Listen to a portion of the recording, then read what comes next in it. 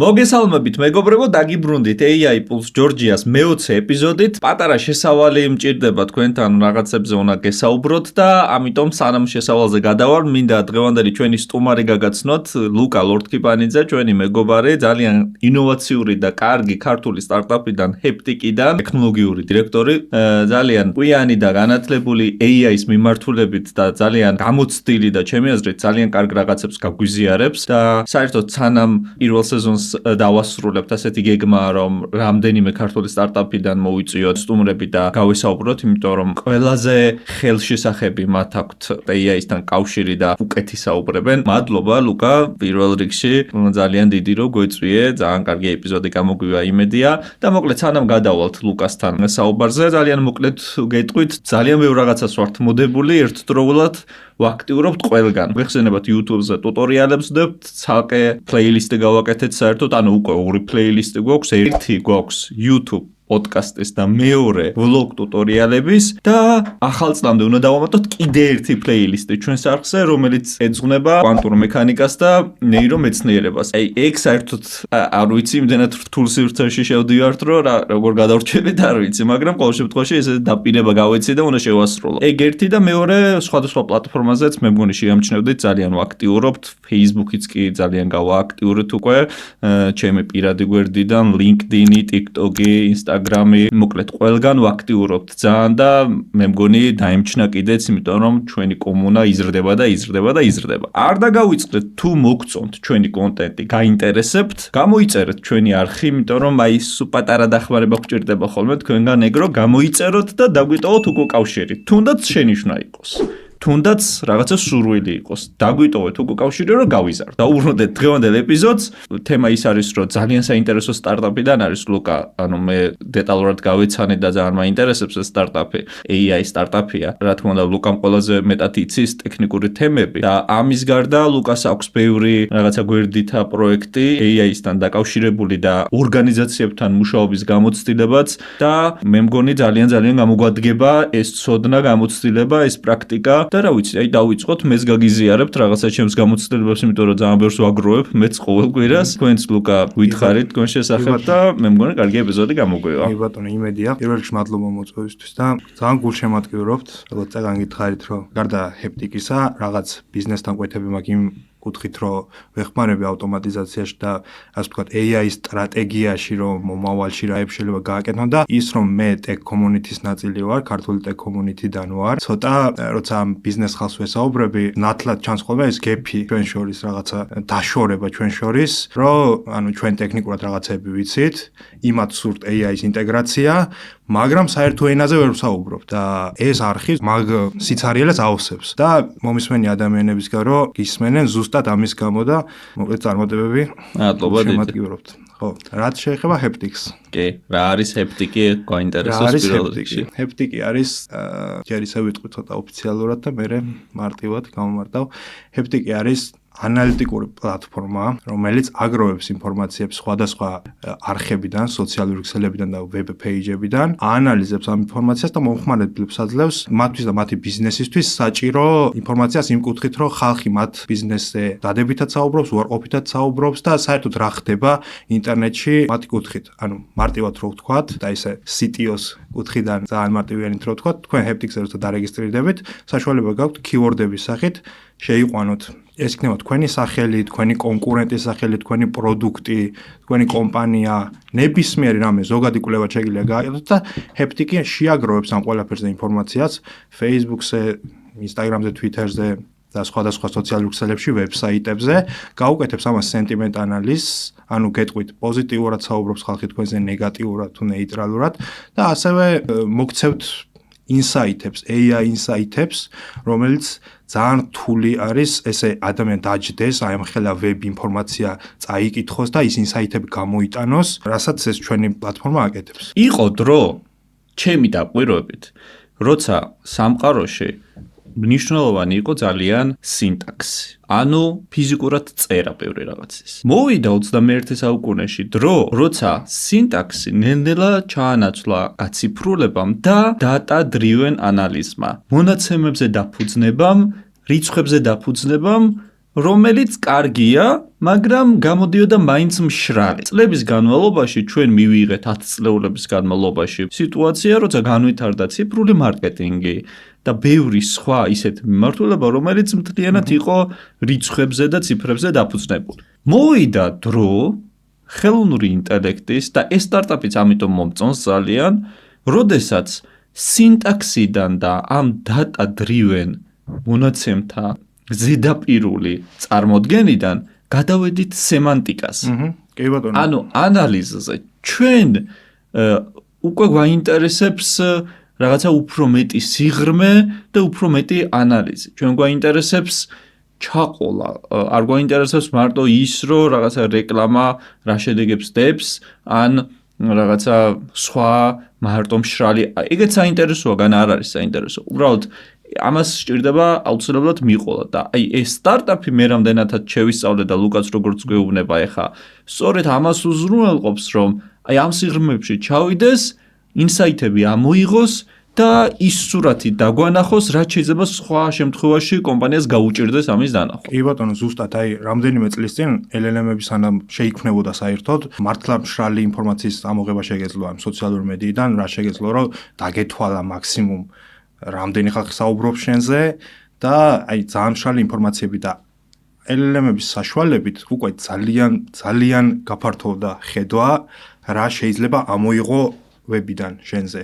ანუ ახლა უკვე შეგვიძლია ანალიზი გაუკეთოთ იმას, რა შეგრძნებები აქვს ხალხს შენს პროდუქტზე იქნება თუ ნებისმიერ რამეზე. როგორი აღქმა, როგორი ემოცია, რა შეგრძნება, რა იწვევს მათში უკმაყოფილებას და ასე შემდეგ. ერთი ის გავაკეთე, სანამ წამოვიდოდი, ესეთი ერთი ფიჩერი გვაქვს, ქვია content analysis, ანუ YouTuber-ებს თუ სხვადასხვა ნებისმიერი სოციალური ქსელიდან content კრეატორებს უკეთებთ თავიანთი content analysis რა და ახლა დაახლოებით 9 საათის წინ ვცადე, რომ ტურნიკეს არხს, ასე ვთქვათ, გადავატაროთ და ნახო რა შედეგს მოგცევს. ეს არის რავი 15 წუთიანი პროცედურა ჰეპტიქსზე და დარწმუნებული ვარ, უფრო დიდი დრო დავთმოთ, ბევრად კარგი შედეგებს მოგცევს, მაგრამ საინტერესო ინსაიტები ამოვიღე ამ 15 წუთში, რომ რამოდენიმე აი შეგვიძლია გაგიზიარო უშუალოდ ინსაიტები, რომელი ეპიზოდი მოეწონათ ყველაზე მეტად. ჯადოსნური ფორმულა, კომბინაცია თეორია, პრაქტიკა, მე-7 ეპიზოდი, მე-8 ტუტორიალი,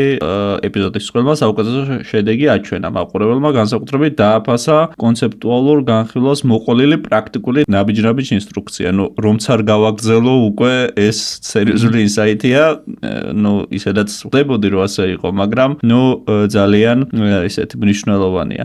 კი, ნუ რასაც გვეუბნება, ზუსტად ეს წარმოიდგინეთ, ახლა თქვენ ახლა შეიქმნეთ და ახლა იზრდებით, მაგრამ აი როცა 100,000 გამომწერი გეყოლებათ და ყოველდღიურად რა 5,000 კომენტარს დაგიწერს ადამიანი, ამის გაავტომატიზირება არის აუცილებელი და ეს შეიძლება რომ რაღაც ახლა რაც წაიკითხეთ, მასობრივი კომენტარები რაც არის, იქიდან გამომდინარეა ეს ინფორმაცია, მაგრამ არის რაღაც ნიშა კომენტარები, რომლებიც YouTube-ი რა არის ხო, გამომწერებისთვის არის. YouTuber-ი არის გამომწერებისთვის და არის ვიღაც ისეთი გულშემატკივარი, რომელიც YouTuber-ს ისე ხედავს და YouTuber-ის თვალიდან უყურებს კონტენტს, რომ მართალია ცოტა არის ეგეთი, მაგრამ არიან და ისეთი კომენტარი შეიძლება დაწეროს, რომელსაც ასე ვთქვათ, ერთი ჩახედვით გამორჩეს კონტენტ კრეატორს, მაგრამ ძალიან მნიშვნელოვანი იყოს კონტენტის განვითარებისთვის.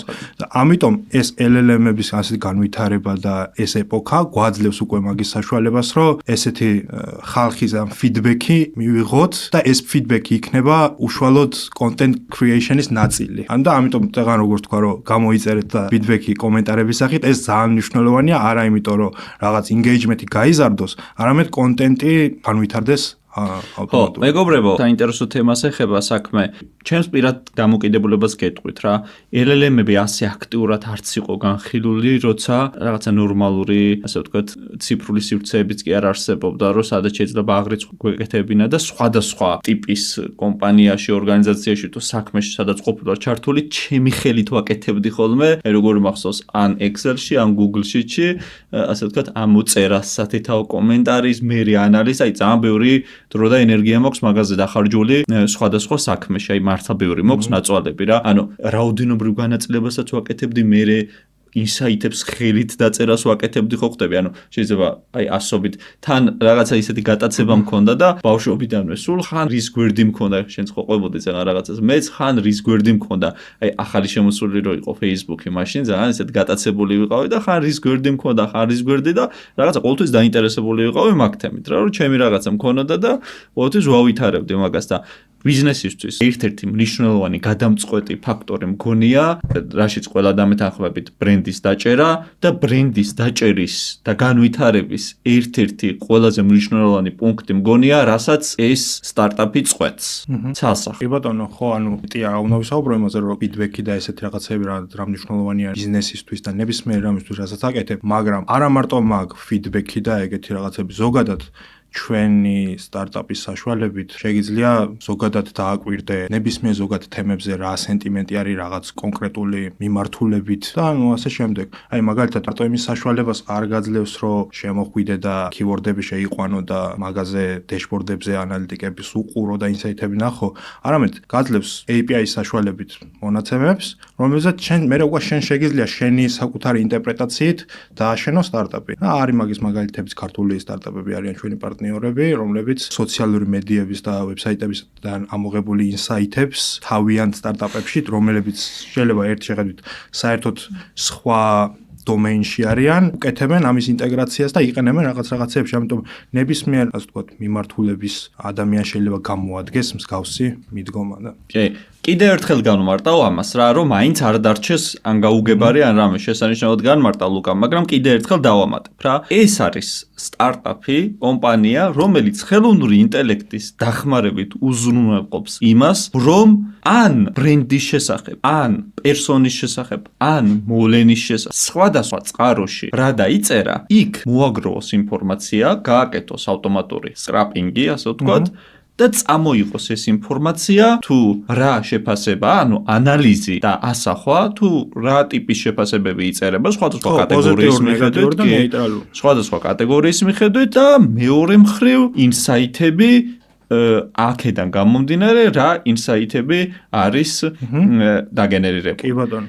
ეხლა მე ვიცი რომ ჩვენს მაყურებლებს გაუჩნდება ერთადერთი შეკითხვა, რომ აი საიდან მოაქვს პროცესიც გაუჩნდება კითხვა, რომ აი საიდან მოაქვს ეს ინფორმაციები, აი ძალიან მარტივი რაღაცა რა, ერთი შეხედვით შეიძლება არ ჩანდეს ძალიან მარტივი, მაგრამ აი მე პირადად გავიცანი უმარტივეს რაღაცა.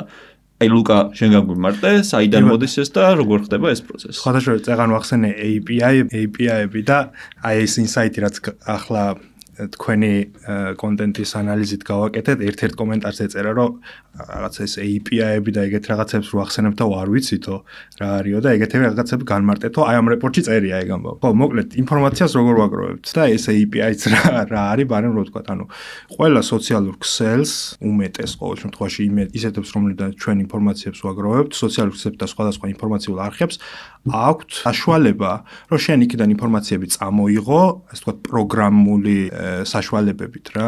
ანუ ესე scroll-ვით და ემით კი არა პროგრამა დაწერო, რომელთაც იქ რაც მონაცემთა ბაზაში აქვთ იმას, ისეთი სახით წამოიღო. სოციალურ ქსელებიდან და სხვადასხვა აპლიკაციებიდან აი ასე ვაგროვებთ, ანუ რაც ჩვეულებრივად აბსოლუტურად ლეგალურია და ზოგიერთ სოციალურ ქსელთან ესე ყველასთვის არა აქვს ეს data public გახსნილი და რაღაც სპეციალური შეთანხმებებიც გვაქვს და რაც შეეხება არასოციალურ ქსელებს, ბოდიში გაგაწყვეტინებ, თვითონ data-ზე შეიძლება გაუჩნდეს მაყურებელს კითხვა.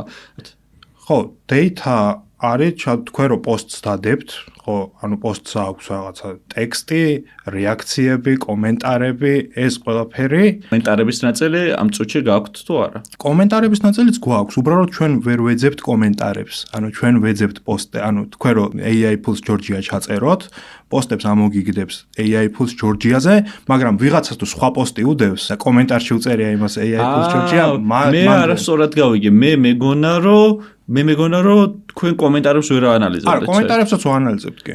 ოღონდაც კომენტარი უნდა იყოს მიბმული იმ პოსტზე, რომელსაც მოძებნის. კი, ამ ეტაპზე ეგრე ვართ. კი, ეს პოსტი შეიძლება იდოს page-ზე, შეიძლება იდოს პერსონალურ გვერდზე, ან შეიძლება იყოს ჯგუფში. კი, ანუ თავარი პრობლემაა, რომ არ იყოს ჩაკეტილი. კი ბატონო, ანუ Facebook-ის და ნებისმიერ სხვა ქსელები გაძლევენ public ინფორმაციაზე, ანუ ავტორმა თუ გადაწყვიტა, რომ ეს ინფორმაცია თვითონ დადო public, მაგაზე წვომის საშუალებას გაძლევენ. ახლა თუ private-ში და მხოლოდ მეგობრებში აქვს ეს გაზიარებული, მაგ შემთხვევაში არა. მაგ შემთხვევაში თუ რაღაც პრივატულ ჯგუფში აქვს დადებული პოსტი, იმ პრივატული ჯგუფიდან გჭირდება თანხმობა, რომ ეგ ინფორმაციები წამოიღო და გაანალიზო.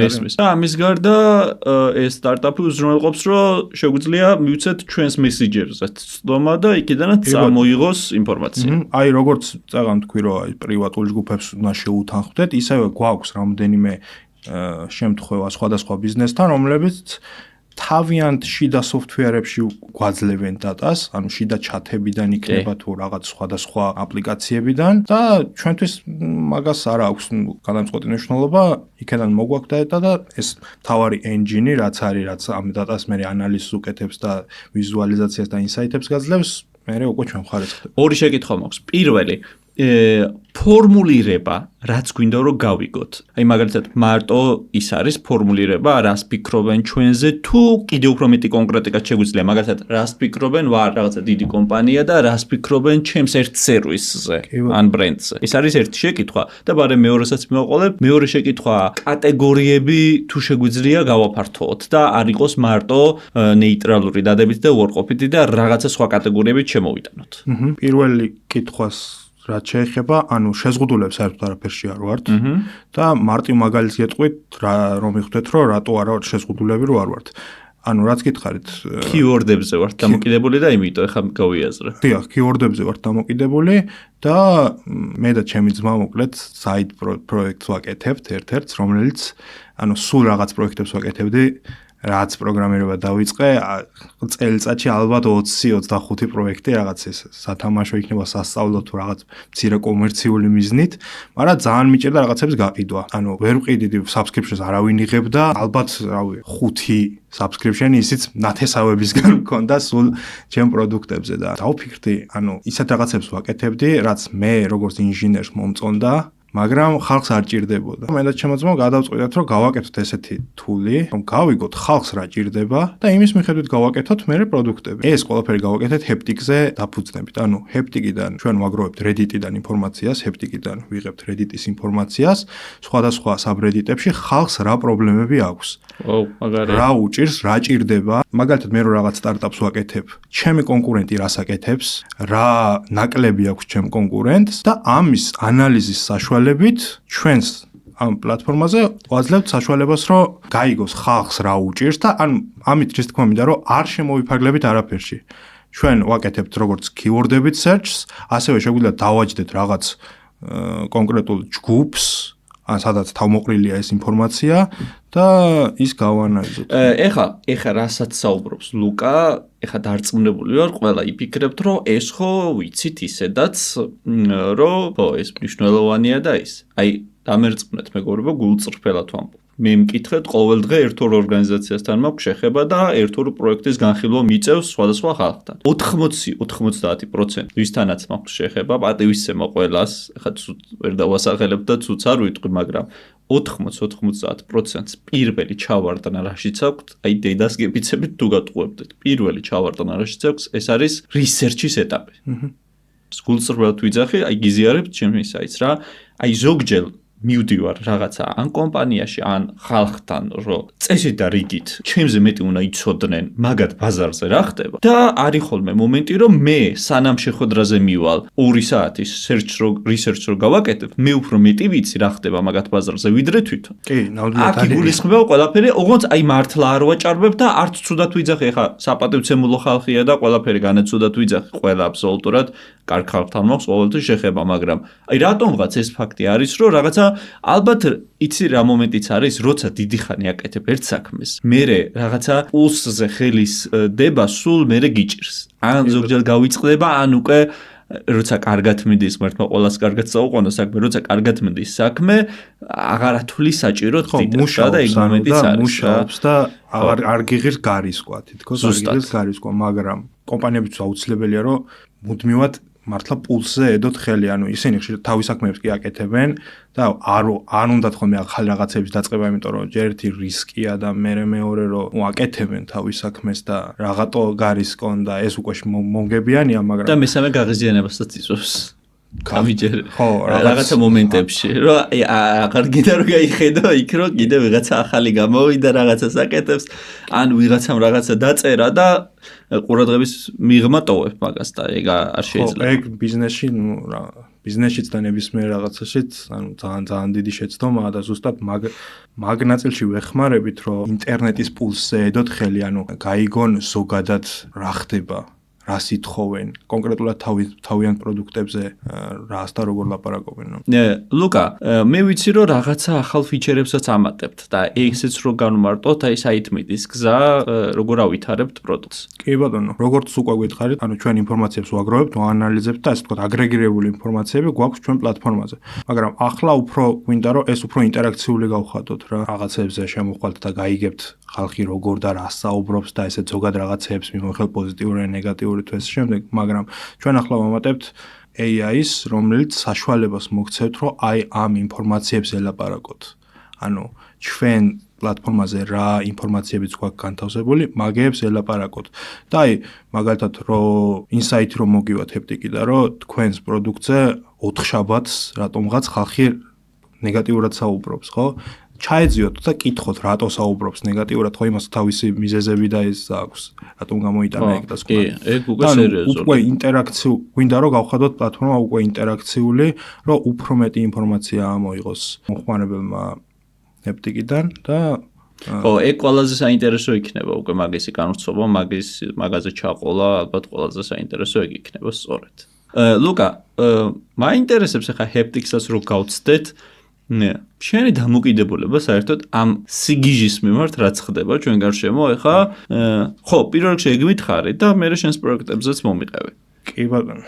სიგიჟე მართლა ხდება, რომ ყოველდღე რაღაც ახალი. რა ხდება? სად მივდივართ, როგორ ვითარდება? გეფი სად არის? აი, ამაზე მითხარი, სანამ მე ჩემს აზრს გეტყვი. გეფი ბევრგან არის, ჩემი აზრით, სხვადასხვა სფეროებშიც არის გეფი და აი მაგალითად რო ვთქვათ, რომ არიან AI tier list-ი რო შევადგინოთ კომპანიების, ხო? ყველაზე მაღლა მდგომები არიან, ვინც ამ შემთხვევაში Nvidia, რომელიც AI-ისთვის hardware-ს აკეთებს და ყველაზე მოთხოვნადი და ფინანსურადაც სადმიდის. შემდეგ არიან OpenAI, Google, Grok-ი, Anthropic-ი, რომლებიც მოდელებს ქმნიან. და შემდეგ ქვედა თაიერებში არის უკვე ისინი ჩვენნაირი სტარტაპები და კომპანიები, ვინც ამაჩეფნილ მოდელებს იყენებს და თავიანთ ბიზნესის ავტომატიზაციას აკეთებს. Wrapper-ები, ხო, ბევრი ამ OpenAI-საც Nvidia-ს wrapper-ს უძახის და Nvidia-ს კი და იმათ wrapper-ს უძახის, ვინც ამ GPU-ების რაღაც ტრანზისტორებს და ეგეთ რაღაცებს აკეთებს. მოკლედ, ყველაფერი wrapper-ია. და GPU როგორც ამათ შორის არის, აი ამ დიდ კომპანიებს და ამ ლეველები რაც ჩამოთვალეთ, ასევე არის ხალხს, რომელიც საერთოდ თავისთვის ცხოვრობს და AI-ის, კი არა, ტექნოლოგიებს, საერთოდ ტექნოლოგიებთან პირდაპირ შეხება არ აქვს და ხალხთან, რომელიც ტექნოლოგიებთან ახლო შეხება აქვს და უკვე ცდილობს ამ AI-ის დანერგვას და გამოყენებას. ეს გეფი სამწუხაროდ ის გეფი, წეღარაც თქვი, პირველი დიდ კომპანიებზე საქართველოში არ გვაქვს.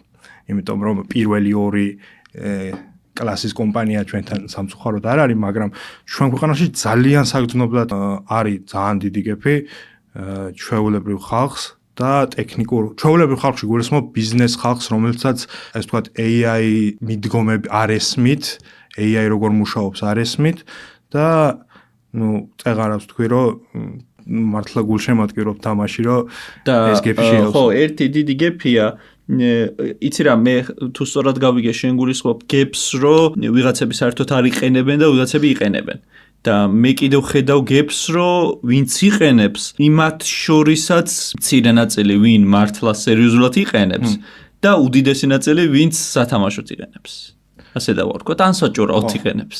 კი არიან რაღაც ბაბლი, პატარა ბაბლი ამ ქვეყანაში, ვინც სერიოზულად უდგება ამ საკითხს და მომავალს გეგმავს ამაზე დაყრდნობით, რომ LLM-ები როგორ მუშაობენ, თავიანთი ბიზნესის მომავალს გეგმავენ ამაზე და მართლა უმრავლესობა 99% არ ეწყინება. იმედია, მაგრამ ხო, ფაქტია, სხვა ქვეყანაშიც ეგეთი სიტუაცია. ეგ არის, რომ უბრალოდ ამ ხელოვნურ ინტელექტს უყურებენ იმისთვის, რომ კითხვა-პასუხი, რაღაც ვიდეო დააგენერირა. არ ხედავენ, ასე ვთქვათ, ფართო ჭრილში დიდი იმით, რომ რაღაცების ინტეგრაციები შეიძლება, ეს კითხვა-პასუხი. ან LLM რა არის? ან მე როგორ უყურებ ამ hype-ს? ძალიან მარტივად, ან LLM არის რაღაც ფუნქცია, ასე დავარქვათ, რომელიც არის ძალიან ჭკვიანი და კითხვაზე გპასუხობს. მეტს არაფერს არ აკეთებს. კითხვაზე გპასუხობს და იმას აქვს რაღაც აზროვნების უნარი, მაგრამ შენ აუცილებლად უნდა მისცე კონტექსტი. ანუ შენი როგორც ადამიანის, ვინც ცდილობს AI-ს დანერგვას ბიზნესში იქნება თუ ნებისმიერ სხვა საკითხში, შენი მოვალეობა რომ ამ AI-ს მისცე კონტექსტი. და ეს კონტექსტი თუ LLM-ის თავიდან გამოჩენის დროს იყო სრულყოფილი პრომპტები, ნელ-ნელა გადავედით ამ შემთხვევაში სინტაქსიდან სემანტიკაზე და კარგი პრომპტები ნელ-ნელა გარდაიქმნება კონტექსტებად. და კონტექსტების განხორციელება შეიძლება სხვადასხვა საშუალებით. ნაცვლად იმისა, რომ ჩვენ ორგვერდიანი პრომპტები ვწეროთ, კარგი სისტემური პრომპტი, რომელსაც ერთხელ ვწერთ, კარგად გავწერთ, კარგი ინტეგრაციები, რომელიც შეგვიძლია გავაკეთოთ ჩვენს LLM-ში, რათა ჩვენი კონტექსტი აიღოს და აზრზე იყოს, ვინ ვართ და სხვა ამგვარი საკითხები, რომელიც უზრუნველყოფს იმას, რომ კონტექსტ ინჟინერია განვავითაროთ. და ყველაზე მნიშვნელოვანი მონაცემები, რომლებიც უნდა მისცე, რომ შემდეგ ამ მონაცემებზე დაყრდნობით იმან ის სისტემ პრომპტში რაც მიეცი, ისინი შეასრულოს. გასახად. ასე ვიტყოდი, საქართველოში აი წაღან აღარ გაგაწყვეტინე. საქართველოში მე დავყოფდი მოსახლეობას 4 კატეგორიად AI-სთან დაკავშირებით. პირველი ყველაზე დიდი კატეგორია, რომელიც საერთოდ არ იყენებს AI-ს. მეორე ძალიან დიდი კატეგორია, რომელიც იყენებს AI-ს, მაგრამ როგორც შენ თქვი, ძალიან ზედაპირულად. ან უბრალოდ ეჭორავება და წერილს აწერილებს, ან რაღაცა ელემენტარულ ფოტოს და ვიდეოს აკეთებინებს და მაგას არ ცდება.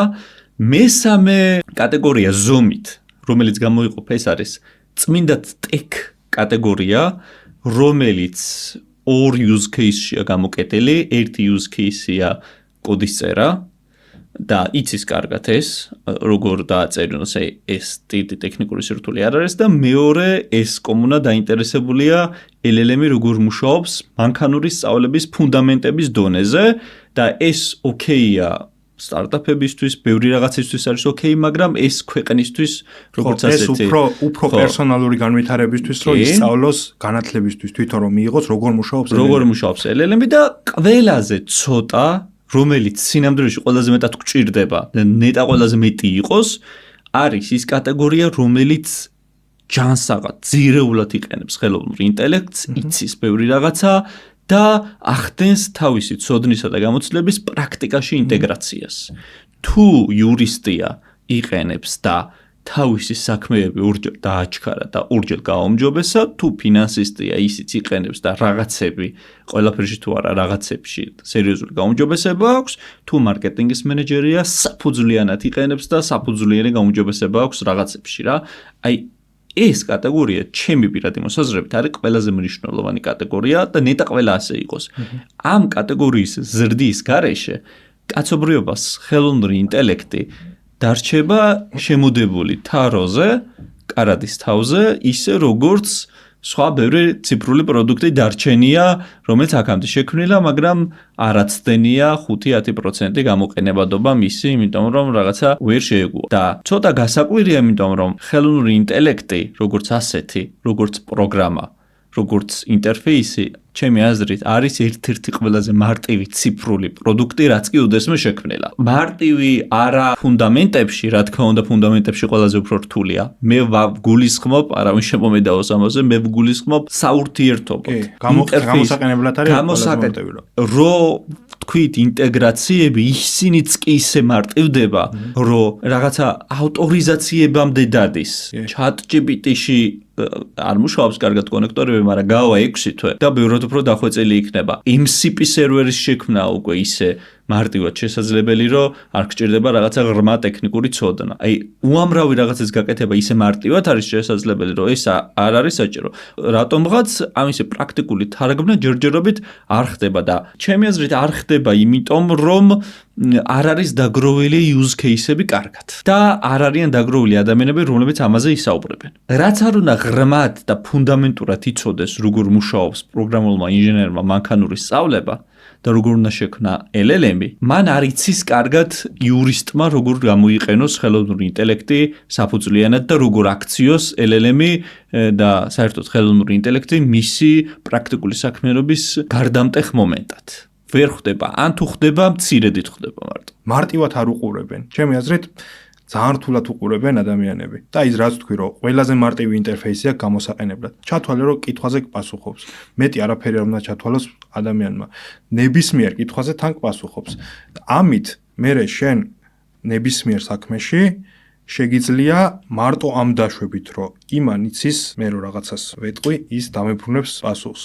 მარტო ამ დაშვებით ძალიან ბევრი რაღაცის გაავტომატიზირება და საინტერესო რაღაცების გაკეთება შეიძლება და მე ვფიქრობ, რომ უმეტესობა ადამიანების ამას ვერ ხვდება, რომ ესეთი მარტივი ინტერფეისი, მეტი არაფერი არ არის. ეს სიმარტივია და რაღაც იბნევიან, რომ აი როგორ რანაირად უნდა გამოვიყენოთ და აი მან ხედავ მე ყველაზე დიდ გებს და რაც შეეხება წეღან ინტერფეისზე უფრო, ხო, ამაზე უფრო მარტივი ინტერფეისი რაღაც შეიძლება უკვე იყოს, ხო, რომ რაღაც თავზე რაღაც გიმაგრია და რაც იფიქრე პასუხი მოგდის, ხო, მაგაზეც მუშაობენ სხვათა შორის, რომ შენ twin-ში ნეირონების აქტივობის მიხედვით ეგ ნეირონების აქტივობა გადაიყვანონ ტექსტში და LLM გაუგზავნონ და იმ პასუხი მოგცეს, რაც ეს უფრო მარტივი ინტერფეისი იქნება, მაგრამ ახლა რაც არის უკვე ძალიან საკმარისი არის ბევრი რაღაცის გასაკეთებლად და მაგას ვფიქრობ, რომ ადამიანები საკმარისად მარტივად არ უყურებენ. კომპლექსური რაღაც გონიათ და ეს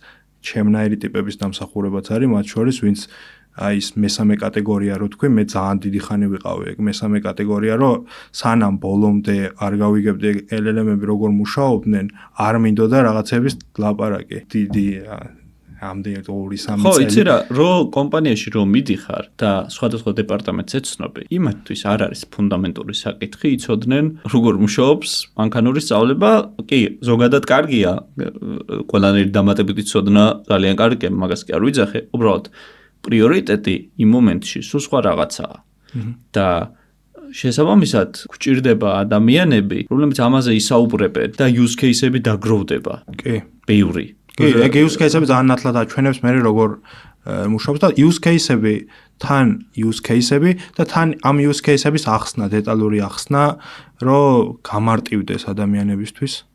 აღქმა, აი ამან ესე გააკეთა და მეც იგივე შემიძლია ზუსტად დავაკოპირო ჩემს ინდუსტრიაში. ძალიან კარგი. ლუკა, ორიოდე სიტყვით გითხარი საიდ პროექტებზეც თუ გაგვიზიარებ რაიმე საინტერესო იქნება და გავედით ბოლოში რაღაცა უცებ გაფრინდა დრო, იმიტომ რომ ძალიან საინტერესო დისკუსია გამოგვივიდა. კი ბატონო, პირველ რიგში აი რაც წეგან ვისაუბრე, თავარი საიდ პროექტი ჩემი რაც მაქვს არის ეს noldo.ai, რომელიც სტარტაპებს და არა მარტო სტარტაპებს, ინდივიდუალურ ადამიანებს, ვისაც რაღაც იდეები აქვთ, ან ტექნიკური ცოდნა აქვთ რაღაცების გასაკეთებლად და ჩემსავით რომ იგივე შეცდომა არ დაუშვან, რომ ვაკეთებდი რაღაცებს, რომელსაც არავის უნდა და გააკეთონ ის, რაც ხალხს ჭირდება. და ჩვენ ამ მოხმარებლებს ვაძლევ უბრალოდ ინფორმაციას live რეჟიმში, რომ აი დღეს ამას ეს ჭირდება, ეს პრობლემები არის Reddit-ის ანალიზით.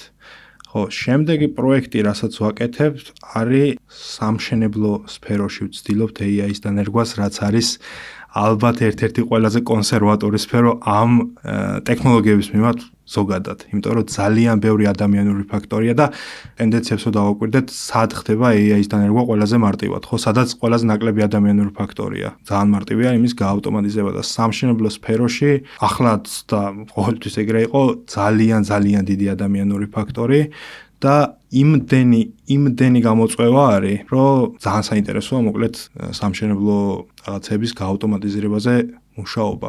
კარგი ლუკა, პირველ რიგში ძალიან დიდი წარმატებები მინდა გისურვოთ Heptix, იმიტომ რომ ახლა ძალიან მომწონს ეს სტარტაპი, ძალიან კარგ საკეთებთ და გისურვებთ რომ უფრო მეტი და მეტი ფიჩერი დაამატოთ და ძალიან კარგი მიმართულება ჩემი აზრით ერთ-ერთი ყველაზე კარგი და მსუყე სფეროა, სადაც შეიძლება AI დაინერგოს და ხალხს მოუწოდებ რომ ნახოთ ეს სტარტაპი გაეცნოთ რა არის ეპტიკი, რა თქმა უნდა ინფორმაციას დავწერთ, ლინკსაც ჩავდებთ და ყველაფერი, გაეცნოთ და ნახოთ რას წარმოადგენს და დაფიქრდეთ საერთოდ რამდენად შეიძლება ამისი ინტეგრირება.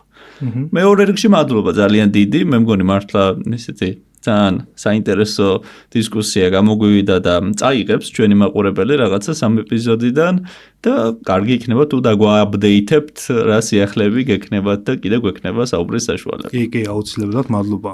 მადლობა ამ შესაძლებლობისთვის. იმედია მართლა მაყურებელი რამე კარგი ინსაიტს წაიღებს ამ გადაცემიდან და წარმატებები მოგდეთ. მადლობა. დავამშვიდობები ჩვენს მაყურებელს, გისურვებთ წარმატებებს და თხოვნით, რომ გამოიწეროთ ჩვენი არხი, როგორც ყოველთვის გთხოვთ, სხვადასხვა პლატფორმაზე და დაგვიტოვოთ Google კავშირი. დაგიბრუნდებით მომდევნო ეპიზოდში, 21 ეპიზოდში უკვე ნახვამდის.